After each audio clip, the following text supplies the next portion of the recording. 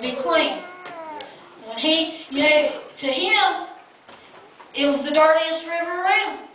It might not always look like, when God tells us to do something, no, we can't do it in ourselves. And it might not always look like it's going to turn out to our eyes. Come on. But God knows the future. God He knows what the future holds. He knows what's going to happen next. That's right. I mean, if he would have disobeyed God and not went and dipped in that muddy river Jordan, he would have still had leprosy to the day he died. But thank God, in his obedience,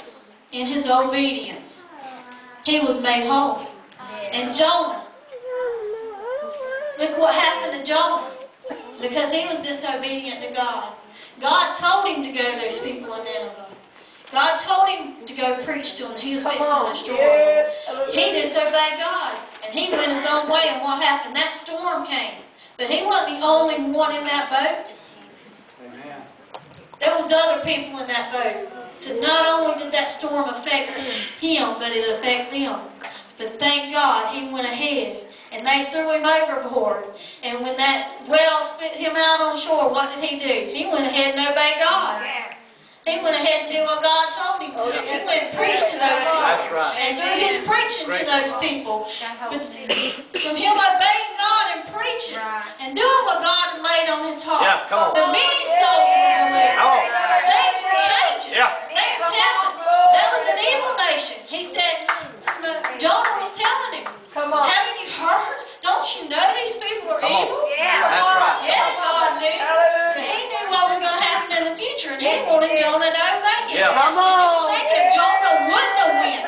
If Jonah wouldn't have went to Nineveh. Go ahead, Sister Nicky. He would have just died without obeying God. Who knows what would have happened to those people? They might have been lost and not saved. But thank God there was something deep down inside of him. There was something he had got a hold of. There was something that was shaking in him. There was something that was getting him excited about it. Because when he was in that belly of that well for 3 days, and he was thinking about that, and he was praying and thanking God for not letting him die.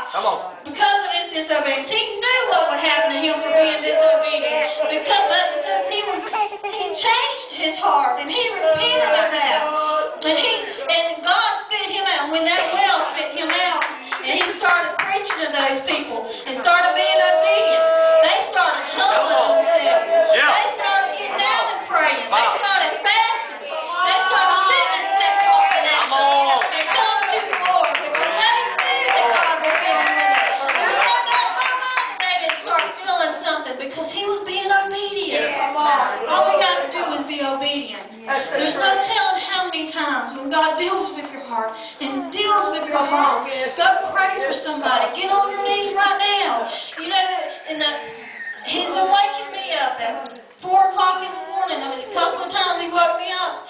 And a couple of times I just went back to bed. My flesh didn't want to get up. I was tired. I wanted to go back to sleep. But you never know. Those nights, somebody might have been on the road. Somebody I know, a family member, a friend might have been on the road. And because I didn't obey God and get on my knees, something might have happened to them. But thank God I started getting up and I started praying because he kept dealing with me. I kept waking up and waking up. I said, all right, Lord. I said, if this is you, I'm going to get on my